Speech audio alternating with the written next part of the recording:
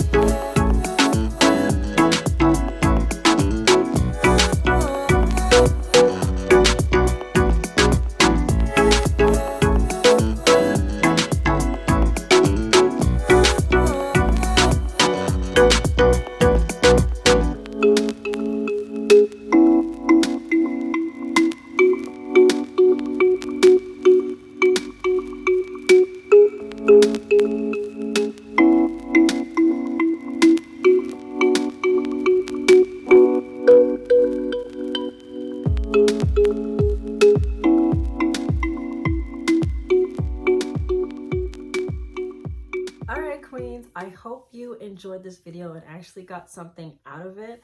I absolutely love these colors, especially the golden honey. So tell me what you think. Let me know if you actually have this palette or if you plan on buying it for the fall season. And again, go ahead and leave a comment below. Tell me what you want to see on my channel. Thank you so much for the support.